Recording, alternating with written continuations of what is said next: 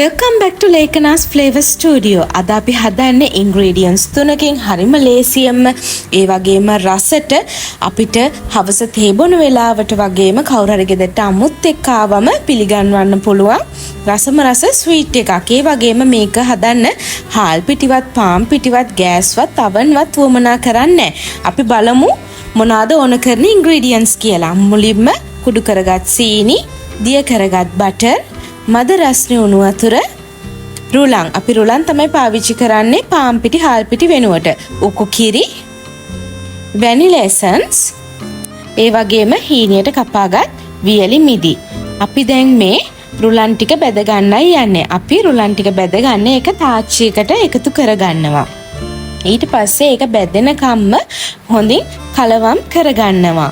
අපි දැන් බෝල් එකක් අරගෙන ඒකට අපේ කුඩු කරගත්ත සීනි ටික එකතු කරගන්නවා. ඊට පස්සේ බෙදගත්ත රුලන්, ඊට පස්සේ මේ දෙකම හොඳට කලවම් කරලා අපේ දිය කරගත්ත බටර් වලින් ස්වල්පයක් එකතු කරගන්නවා. ඊට පස්සේ වැනිලා තේ හැඳි එකක්, ලුණු කුඩු තේ හැඳි කාලක්, උකු කිරි වලින් ස්වල්පයක්, හීනියට කපාගත් වියලි මිදි ටික. අපි දැන් මේක හොඳට අතින් කලවම් කරගන්නවා. වියලි මිදි, උකු කිරි වගේම වැනිලා අපි මේකේ රස තව වැඩි කරගන්න එකතු කරේ. ඒ නැතුව උනත් ඕගොල්ලන්ට මේක හරිම රසට හදාගන්න පුළුවන්. අපි මේක හොඳට කලවම් කරගත්තට පස්සේ වතුර වලින් තේ හැඳි එකක් එකතු කරගන්නවා. ඊට වඩා එකතු කරගන්න එපා.